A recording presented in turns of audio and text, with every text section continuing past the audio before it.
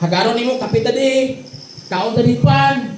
Anak, ito pa namin nga kabuhi. Kilo-kilo tadi daw. Kilo-kilo namin nga kabuhi. Pero kung madato na ta, ako ba ang tao dito malantos? Dato naman na si Juan, si Pastor Gilbert. Dako na ganyan yan. Di na. Kaya maluko sila sa pagdukol sa ato. Nga naman, ang ila paglantaw sa ato, dahil sa pinakataas. Sila na sa ubos. Si Kristo mga igsoon, sa panahon nga drasa sa kalibutan, iyang ipaimutan ang kinabuhi, dili sa pinakataas na bahin, kundi niya itong pinakobos na bahin, kundi masabot, balance ang iyang pagkinabuhi, dili sa kalibutan. Nang iyang kabuhi, nahimo nga nalangin. Amo man na sa atong kabuhi. Bisa nagpuno nato na tanan, mga kauturan, bihaan nato na tanan. May nakita ko nga, kuan, kanang lubong ba sa social media, nindot-nindot, ang iya sa lakyan, sport car, di lubong. Nami ang iyang lubong, kaya di kaya tabunan ng duta. Kanabang, di kalutan, pero mo lagi mo balay ba nga nami. Dahil ang duta ito, natos babae, mas na, ato niya, duta. Pero ang sadalo nami, di tapad yung sport car, yung mga kwarta, yung mga ritis, yung mga singsing, dito tanan. Nami iyalungon. Nami kit. Pero saan mo na ka nami kit? Wala na. Hindi mo na ma-enjoy ang tanan. Wala nga ditras na patasin nga kabuhi, mga kauturan, atong ang damo ng aton kakabuhi. Kinahanglan, preparado ta. Labasi kung kita na kung mapatay, ang iba nga purya, buyag. Oy, di na madalang purya buyag ng kamatayon. Dito hindi na uso man kanang inom ka. Kung mapatay ka bukas, ay, may mga simba ko.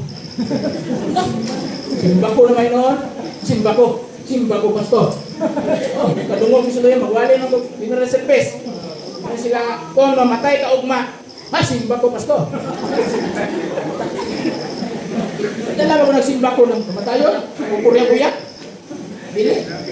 Sa mga katikulangan sa una, inunon ako, kung maingon ka na, sa paon yung baba. Kaya sumpa ko no. Ay, sumpa. Hindi masumpa ang kamatayon. Grabe yun. Ilang dito nga magprepara, mga kauturan. Nga, magprepara ta. Kaya ang atong kabuhi, mubo. Mubo ra. Kinibitang taas mo ni ang ikot sa markupon, mga kauturan, tas taas ni. Kanitan, isa kadupa. Amo na natong kabuhi, isa kadupa lang. Kung imo na taon ang kinabuhi mo ay katapusan, huwag pagkatapos. Ang simple ng ilustrasyon. Ang kabuhi na to sa kalibutan, isa lang kadupa. Pero ang kinabuhi ka dahil uban sa Ginoo ay pagkatapos. Tomorrow mga igsoon, life is not only a physical journey but also spiritual journey. Nagkikinalan sa tao, yun ni Apostol Pablo. Kaya nakahibalo kita na kung mabungkag inintulda nga aton ginaisaran ang aton dutanon nga lawas may binaman ang Dios nga balay dito sa langit nga aton kaisaran. Isa ka balay nga wala sing katapusan nga siya din ang naghimo. Gilantaw na ko kay mama nga lawas sa kaya sa lata na. Lord, lata na gyud ang lawas ni mama. Isan sino nga parehas nga doktor, Lord? Nagyud mo kayo mo. Ilang taon man ako? Yung sitwasyon ba? Ginsikan mo ni sa insulin? Diri ang yantian ba? Maluoy ko maglantaw kay naglagom sa insulin. Tapos may mga tambal dito gibitay-bitay. Ginchik sa dextrose.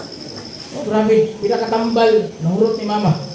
Kasi katong insulin pang pakwan kasi ang dugo kay lapot mong gud ang dugo. Pang palugnaw man sa tuwa. Pang pakwan kanang pampadaloy ba? Kay lapot iyang dugo. Piktado na tanan. Lord, ining lawasa, abog man ni, sa abog ini mo puli. Nung nagtinukod. Dapat, andam ta permiti anak. Pangigsoon. Ang bali Apostol Pablo, may balay tayang atos langit. Diba? Dili atong balay sa kalibutan, gamay kayo, payag-payag, pero happy, diba? Ang uban, dagko kay balay. Tag 20 ka kwarto. May nakasulod ko balay nga dako. Ada mo nga kwarto lagi. Pag kamutanang pila mo kabuk diri lista. Tulo na ni pastor. Ako ba hindi sa mag-star siya? Mga wakwak doon na. Wala ko ba, madok lang silang musaka, silang balay. Ilang balay, madok musaka. Kaya di po yan ang daw tang espiritu. Kaya imong balay, madok ka musaka. Murag si Juriel akong anak, madok siya. Ako si Juriel. Ina ko na yung daw tang espiritu. Kaya imong balay,